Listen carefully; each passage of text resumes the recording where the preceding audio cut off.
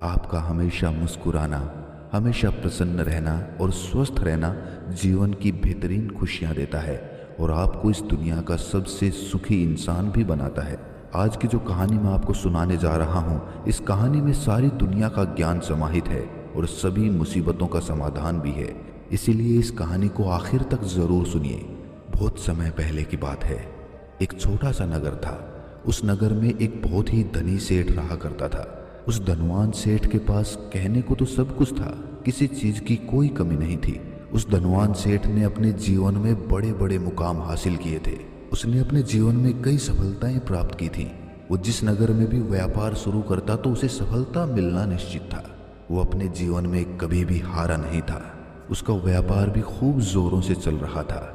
उसके पिताजी ने उसे ऐसी 4 बातें बता रखी थी जिसका वो नियमित पालन करता था और उन्हीं बातों का अनुसरण किया करता था, और उन्हीं बातों की वजह से उसका जीवन बड़ा सुखमय चल रहा था। ऐसे ही काफी समय बीत गया और वो धनवान सेठ काफी बूढ़ा हो चुका था। अब उसे लगने लगा था कि मेरी मृत्यु बहुत नजदीक है, मेरी मृत्यु कभी भी हो सकती है। और वो जानता था कि उसका बेटा बहुत भोला है, बहुत नादान है, उसे अभी दुनियादारी की समझ नहीं है। इसीलिए उसने अपने बेटे को अपने पास बुलाया और अपने बेटे से कहा कि बेटा, मैंने अपने पिताजी से 4 बातें सीखी थी और उन्हीं बातों को मैंने अपने जीवन में उतारा। उन्हीं के अनुसरण की वजह से आज मैं अपने जीवन में इतना सफल हूँ, अपना जीवन सुखपूर्वक बिता रहा हूँ।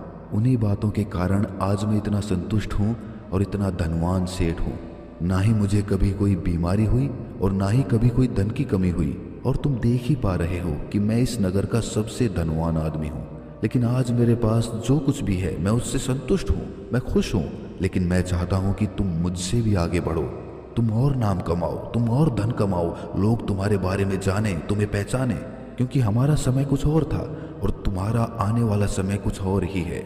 उस धनवान सेठ ने अपने बेटे को अपने पास बुलाया और उससे कहने लगा, आज मैं तुमको दुनिया की ऐसी 4 महत्वपूर्ण बातें बताने जा रहा हूँ जो मुझे मेरे पिताजी ने बताई थी, और इसी के कारण आज मैं इतना सफल हूँ।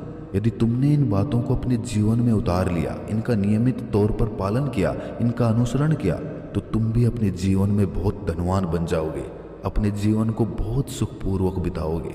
इन बातों का पालन करने से ना तो तुम्हारे घर परिवार में कोई दुख आएगा और ना ही तुम्हारे व्यापार में कोई परेशानी उत्पन्न होगी। इतना कहकर धनवान सेठ ने अपने बेटे को 4 बातें बताना शुरू कर दी। वो कहता है कि बेटा, सबसे पहली बात है काम पर छांव में जाना और छांव में आना। दूसरी बात, अपने घर के चारों तरफ चमड़े की बाड़ रखना। तीसरी बात, हमेशा खाने को मीठा करके खाना। और चौथी बात, अपनी पत्नी को हमेशा बांध कर रखना। इतना कहकर वो धनवान सेठ अब निश्चिंत हो चुका था। वो ये जानता था कि उसका बेटा बहुत भोला है, वो अपने पिता की बात अवश्य मानेगा और इन सभी 4 बातों को अपने जीवन में उतारेगा और इसका पालन भी करेगा। देखते देखते कुछ महीने बीत गए और फिर एक दिन धनवान सेठ मृत्यु को प्राप्त हो गया। अपने पिता की मृत्यु के बाद उस धनवान सेठ के बेटे ने उन सभी 4 बातों को एक कागज पर लिख लिया ताकि वो उन्हें भूल ना जाए, और उन्हीं बातों को वो अपने जीवन में उतारने लगा। उन 4 बातों का पालन करने लगा। सबसे पहली बात जो उसके पिता ने उससे कही थी कि छांव में जाना और छांव में काम से वापस आना, तो उसने अपने घर से लेकर अपनी दुकान तक पूरे रास्ते पर टेंट लगवा दिए, क्योंकि उसके पास बहुत पैसा था और उसे कोई रोकने वाला भी नहीं था। जब भी कोई उससे पूछता कि आखिर तुमने ऐसा क्यों किया, तो वो उसके जवाब में इतना ही कहता कि मेरे पिताजी ने मुझसे ऐसा करने को कहा था। इसके बाद उसने अपने पिता की अगली बात का पालन किया। उसने अपने घर के दोनों तरफ चमड़े की एक दीवार खड़ी करवा दी। इसे देखकर आसपास के लोग बहुत क्रोधित हो गए। ये लोग उससे झगड़ा करने पर उतारू हो गए। कई लोगों ने तो उसे यहाँ तक कह दिया कि आखिर तुमने ऐसा क्यों किया, चमड़े की बाड़ तुमने क्यों खड़ी करवा दी, चमड़े से बदबू आती है और इससे हमें तकलीफ होती है, इसे आज ही निकलवा दो। लेकिन कोई उसका कुछ भी नहीं बिगाड़ सका, क्योंकि उसके पास बहुत पैसा था। इसीलिए कोई भी व्यक्ति ज्यादा समय तक उसका विरोध नहीं कर सका। उसने अपना पक्का मन बना लिया था कि वो अपने पिताजी की सभी बातों को पूरी तरह से मानेगा, दिल से उनका पालन करेगा। उसके पिता ने उसे तीसरी बात कही थी कि खाने को मीठा करके खाना, जिसके कारण वो हर रोज अपनी पत्नी से कुछ खाने में मीठा ही बनवाता था। कभी सेवइयां, कभी खीर, तो कभी हलवा, तो कभी मिठाई, हमेशा यही सब खाता रहता। और उसके पिता ने उसे चौथी बात जो करने के लिए कही थी कि अपनी पत्नी को हमेशा बांध कर रखना, जिसके कारण वो हर रोज अपनी पत्नी को रस्सी से बांध कर रखता था। ऐसे ही कई दिन बीत गए और देखते देखते उस सेठ के बेटे का जीवन धीरे धीरे बर्बाद होने लगा था, क्योंकि उसने अपने पिता की सभी बातों का गलत मतलब निकाला था और वो उसी के अनुसार उनका पालन कर रहा था। देखते देखते उसका इतना बड़ा व्यापार अब ठप होने लगा था। उसके यहाँ ग्राहकों की संख्या कम होने लगी थी, क्योंकि जब उसका मन करता था तब वो दुकान जाया करता था और जब उसका मन करता तब वो दुकान बंद करके वापस अपने घर लौट आता था। उसका अपने पिताजी के इस कारोबार में मन नहीं लगता था। इस कारण उसके सारे ग्राहक अब उससे नाराज होने लगे थे। उसके सारे ग्राहक अब एक एक करके उस दुकान को छोड़ते चले जा रहे थे। इसी कारण से उसका पूरा व्यापार ठप हो चुका था, जिस व्यापार को खड़ा करने में उसके पिताजी ने खून पसीना एक कर दिया था। उस व्यापार को उसने कुछ ही महीनों में पूरी तरह से बर्बाद कर दिया था। अब उसका धंधा बहुत कम हो चुका था, जिसके कारण वो बहुत परेशान रहता था, वो बहुत चिंतित रहता था और इसके साथ ही उसने अपने घर के चारों तरफ चमड़े की दीवार खड़ी कर दी थी। इस कारण से आसपास बहुत गंदी बदबू फैल चुकी थी। इसीलिए जो भी उसके आसपास रहते थे उन सभी ने अपना घर छोड़कर कहीं और बसेरा बना लिया था। चमड़े की बदबू के कारण उसके घर में कोई नहीं आता था, यहाँ तक कि उसके मित्र और रिश्तेदार भी उसके घर आने में कतराते थे। लेकिन अब भी उसे समझ नहीं आ रहा था कि आखिर ये सब हो क्यों रहा है।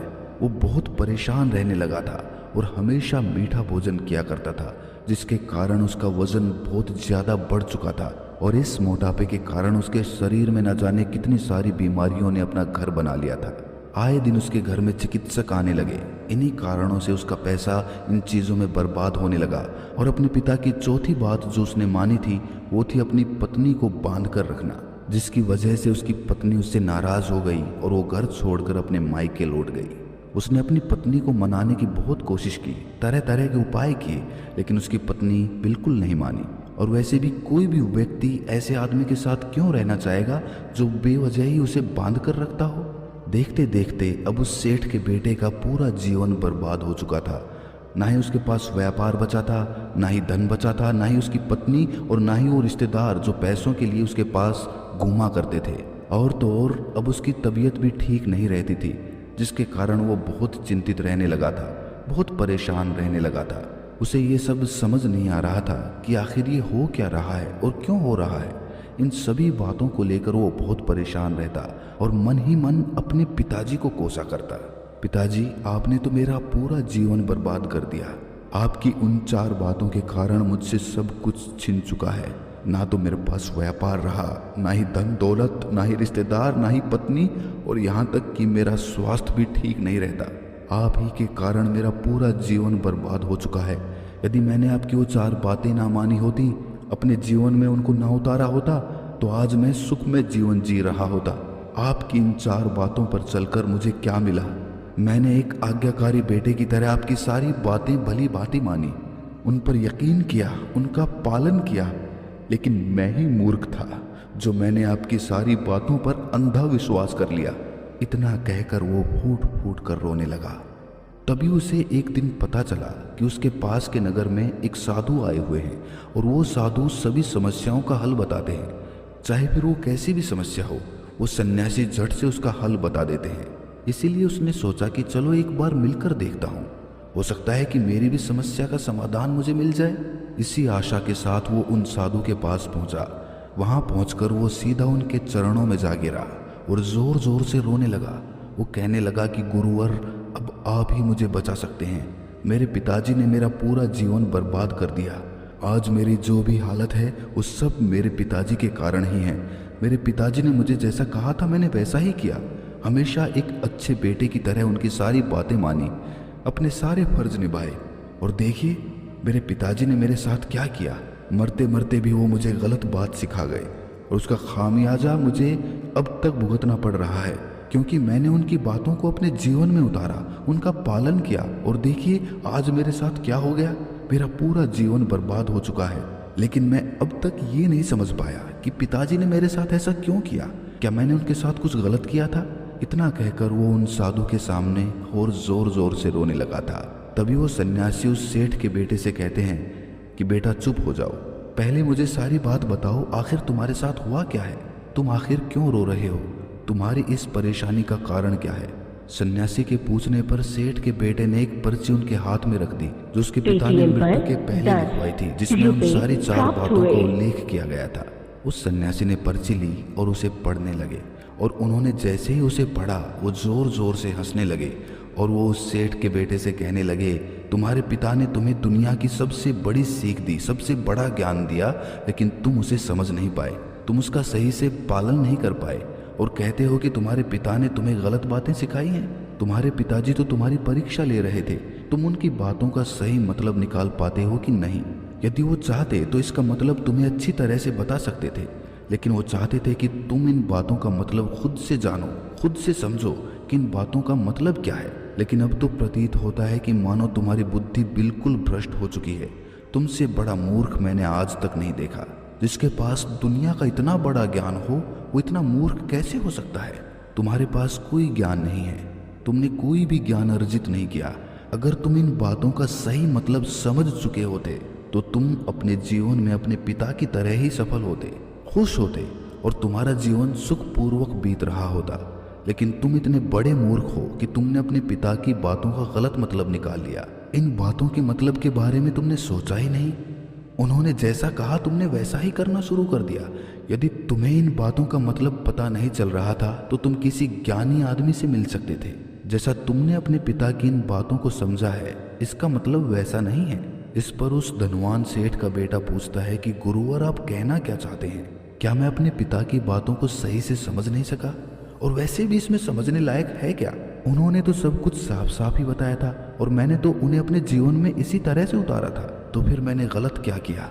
इस पर वो सन्यासी एक बार फिर से मुस्कुराने लगे और उस सेठ के बेटे से कहते हैं, बेटा, ये जो बातें लिखी गई हैं, इन बातों के पीछे एक गहरा मतलब छुपा हुआ है जिसे तुम समझ नहीं पाए। इसी कारण तुमने मूर्खता कर दी और इसी कारण तुमने अपना पूरा जीवन बर्बाद कर लिया।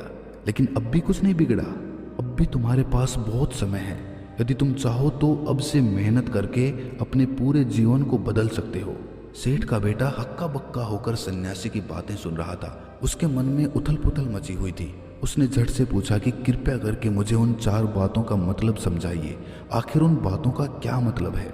इस पर वो सन्यासी उस सेठ के बेटे से कहते हैं कि तुम्हारे पिताजी ने जो पहली बात कही थी कि काम पर छांव में जाना और छांव में आना, इसका मतलब ये है कि सूर्य निकलने से पहले दुकान पर पहुंच जाना और सूर्यास्त होने के बाद वापस घर आना, जिससे तुम दुकान पर अधिक से अधिक समय लगा पाओगे।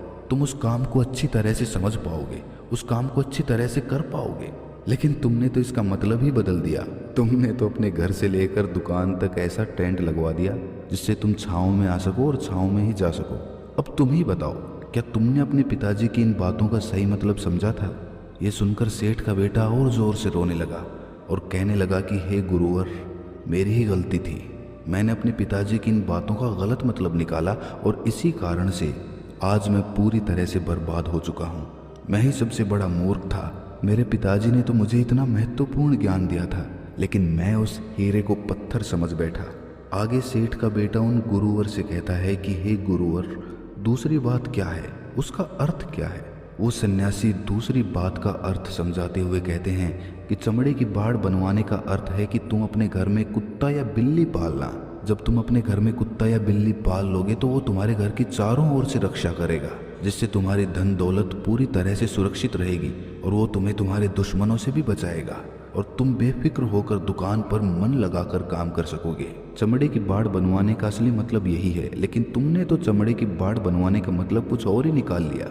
तुमने तो अपने घर के चारों ओर चमड़े की दीवार खड़ी कर दी, जिसके कारण आसपास बहुत गंदगी फैल चुकी थी। तुम्हारे आसपास के पड़ोसी भी इससे तंग आकर अपना घर छोड़कर कहीं और चले गए। यहाँ तक कि तुम्हारे मित्र, तुम्हारे सगे संबंधी भी उस बदबू के कारण तुम्हारे घर आने से कतराने लगे। और अब हालात ये हो चुके हैं कि ना तो तुम्हारे घर कोई आता है और ना ही जाता है, और इसी कारण लोग तुम्हें नापसंद करने लगे और तुम्हारी बर्बादी का ये बहुत बड़ा कारण है। सेठ का बेटा आगे कहता है कि गुरुवर, ये सब तो ठीक है, लेकिन ये खाने को मीठा करके खाना, इसका मतलब क्या है? मैंने तो अपने पिता की बातों के कहे अनुसार हर रोज मीठा खाना खाया और अब देखिए मेरा वजन कितना बढ़ चुका है, जिसके कारण मुझे अनेक प्रकार की बीमारियों ने घेर लिया है। क्या मैं इस बात को भी गलत समझ रहा था? इस पर वो सन्यासी सेठ के बेटे से कहते हैं कि हाँ, तुमने इस बात को भी गलत समझा है। मीठा करके खाने का मतलब है कि जब भी तुम्हें तेजी से भूख लगे तभी तुम्हें भोजन करना है, ना उसके पहले और ना उसके बाद। क्योंकि यदि तुम्हें भूख नहीं लगी है और तुम्हें भोजन मिल जाए तो तुम उस भोजन की कभी कद्र नहीं करोगे।